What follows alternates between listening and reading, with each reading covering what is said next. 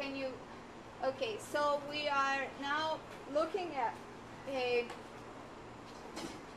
series of images of sculpture, visual arts, and architecture that refer to all the periods that we've studied, including prehistory, this age of transition between the foragers,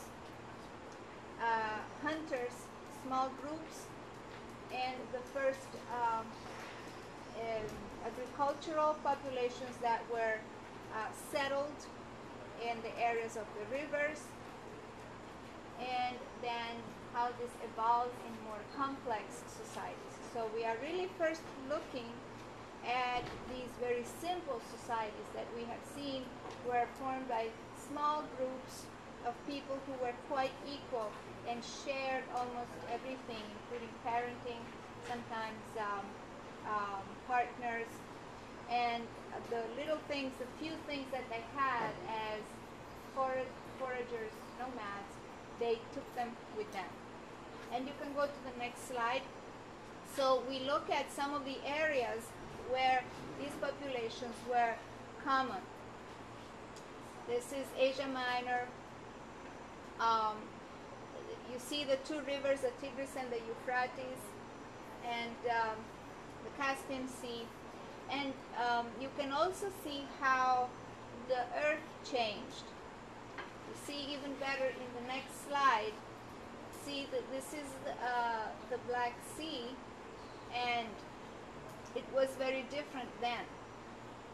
Okay, so you can have a sense of how the climate change has always happened, but in different proportions. And you can have a sense of how real it is, how it can really change the geography of certain regions. Okay? It has happened before, it can happen again, and it can be a lot more violent than we even imagine. Okay, there you see the Black Sea the way it was in 600,000 before Christ. See how much smaller it was then. So it became bigger as we know it. Okay, so you see how remarkable the variations are. In the Anatolian Peninsula, you see Catal, Huyuk. Catal, Huyuk is now considered very significant because it is an example of those populations that were nomadic, that were forager, buscadores, and that lived in small groups, 100, 150. And then when they settled in a region, they kept those communitarian values.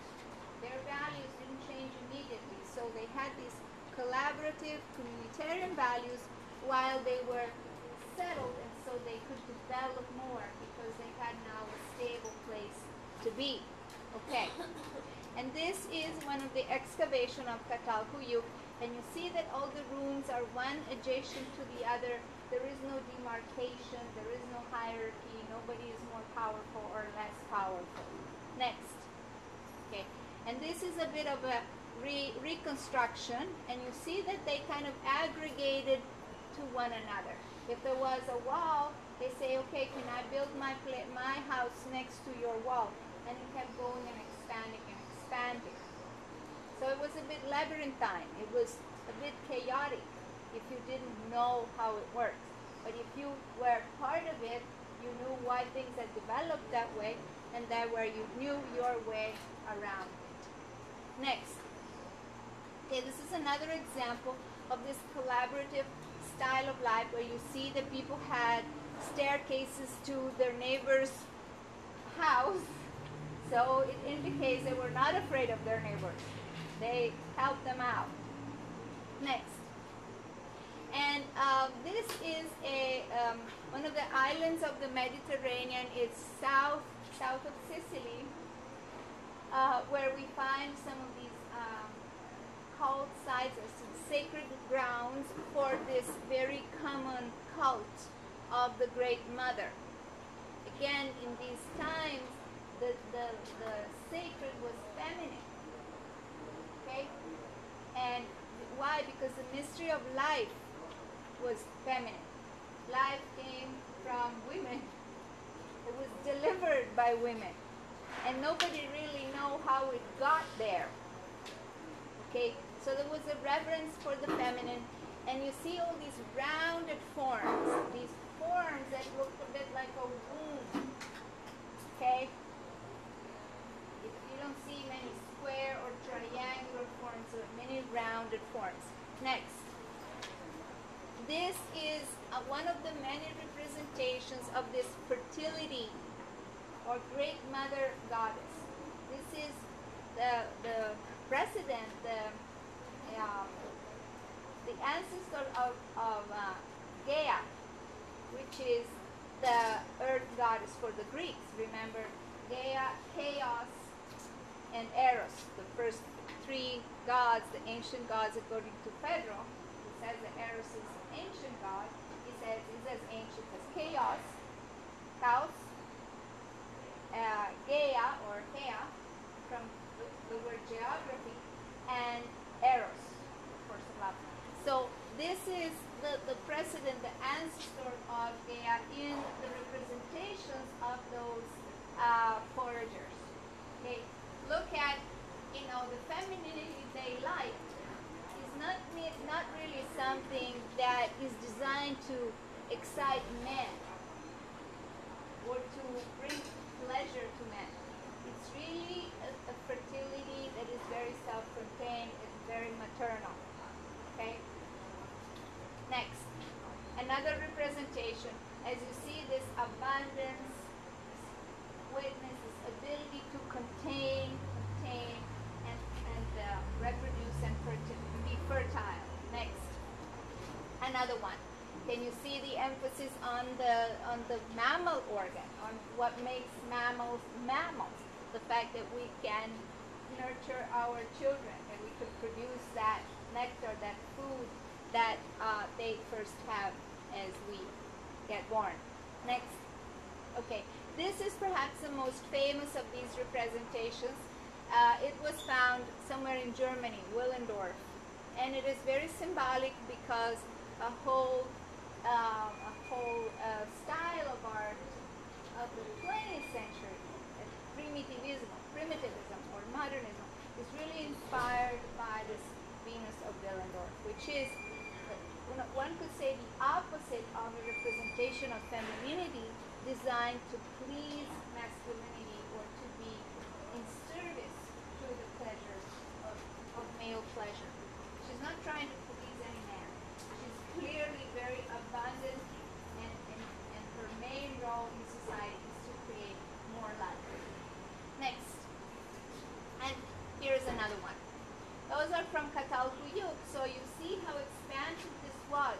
We go from Anatolia or Asia Minor to Germany and all those areas. Next. Okay, so then we get to the Minoan civilization, and here you see all the different parts of Greece that, as you remembered, are mentioned in Lysistrata by all the different women who come together: Beocia, Attica, Peloponnesio, Salamina, etc., etc. Then the southern island, the one that's horizontal, that's Crete, okay, Creta, and that's where we find the Minoans, okay, and we can see how the Minoans would disappear 14 centuries before the year 0, disappeared, we don't know how they had similar values and similar, well, I would say similar values and ways to represent, emphasize certain representations as those more ancient foragers. You can go next. Okay, this is the royal palace of Knossos. So this is where the kings of Crete live. This city of Knossos is on the south side of Crete. You can see that it's very confusing. You can't tell. There is no hierarchy. Okay? There is the places where the kings and the queens live, and then next there are all the workshops where the artisans live, the stores.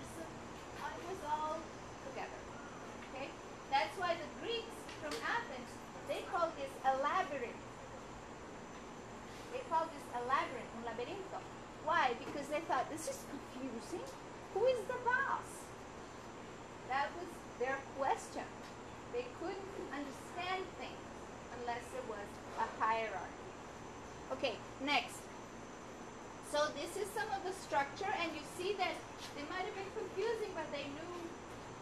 knew a lot of things. They knew how to do stuff.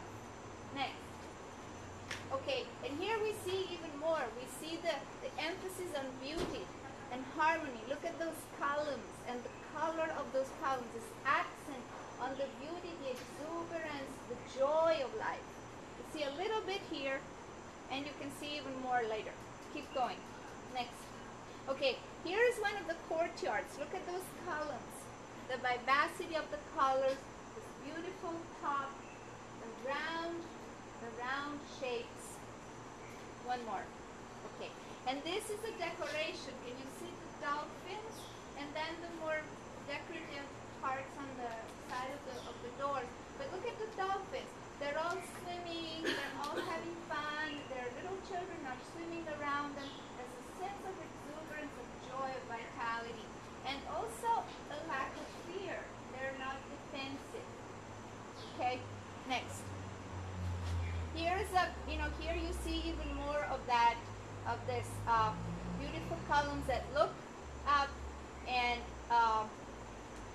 the decoration, the vivacity of the colors. Okay. This is the throne. You can see the seat of the king, and you can see that behind the king you don't have anything that indicates authority, but rather something that dedicates the joy of life, flowers, plants, curvaceous lines.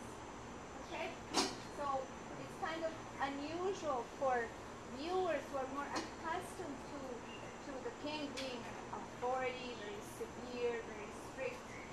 Okay, next. Here again you see plants, you see a decorative pattern, and then you see an animal there, and another, yeah, it's an animal. It's an imaginative animal. Okay, next. Here you see the custom of Crete. First of all, these